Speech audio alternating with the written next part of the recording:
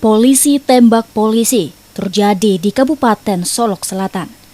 Kabak OPS AKP Dadang Iskandar menembak mati Kasat Reskrim Polres Solok Selatan AKP Rianto Ulil Ansyar.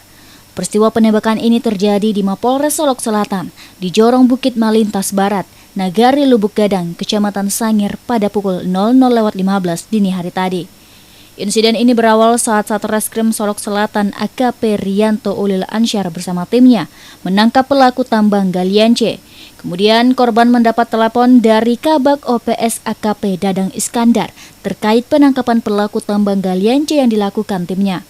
Sesampai di Mapolres Solok Selatan dilakukan pemeriksaan terhadap pelaku galian C. Di tengah proses pemeriksaan, dari luar ruangan terdengar bunyi tembakan. Ketika dicek, ditemukan AKP Rianto Ulil Ansyar telah tergeletak tidak bernyawa. Kapolda Sumatera Barat Irjen Pol Suharyono menyampaikan, peristiwa penembakan ini terjadi di parkiran Polres Solok Selatan. Dari hasil visum dokter, korban ditembak 2 kali di bagian pelipis dan pipi menembus bagian teguk. Diduga ditembak dari jarak dekat. Sementara untuk motif pelaku melakukan penembakan masih dalam pendalaman oleh pihak penyidik dan masih dalam pengumpulan saksi-saksi. Sementara barang bukti yang diamankan yakni mobil, senjata api dinas, magasin berisi 25 peluru yang sudah digunakan 9 peluru, yakni 2 diduga ditembakkan ke korban sementara yang 7 butir lagi masih dalam pendalaman.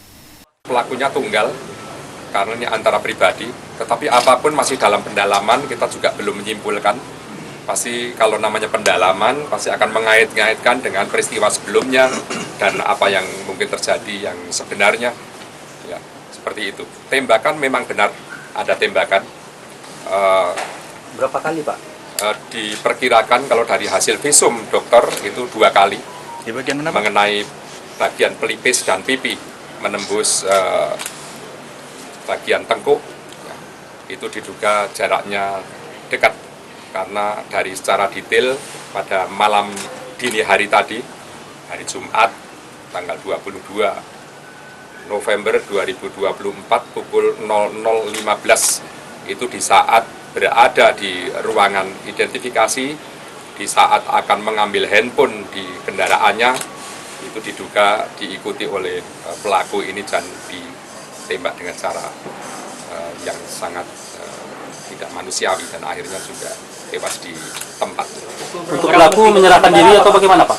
Awalnya memang kita tidak tahu kalau pelaku akan menyerahkan diri karena jarak antara kejadian tadi malam dengan Padang itu kan tinggalnya kan di kota Padang, itu kan kalau malam ya 3 jaman lah. Tetapi saya mendapat informasi tadi saat kami perintahkan untuk tim bergerak mencari dan menemukan dengan dalam keadaan selamat pastinya karena waspada, hati-hati karena yang bersangkutan juga membawa senjata. Tapi tadi pagi kurang lebih pukul 03.30 saya dapat informasi dari Pak Waka, dari Pak Irwasda, dari SPKT itu yang bersangkutan menyerahkan. Terkait kasus ini, pelaku telah menyerahkan diri ke Mapolda Sumbar dan sampai saat ini masih dalam pemeriksaan secara intensif. Sedangkan jenazah korban akan diserahkan ke keluarganya ke kampung halaman di Makassar atas permintaan dari orang tua korban. Syawaludin, Padang TV.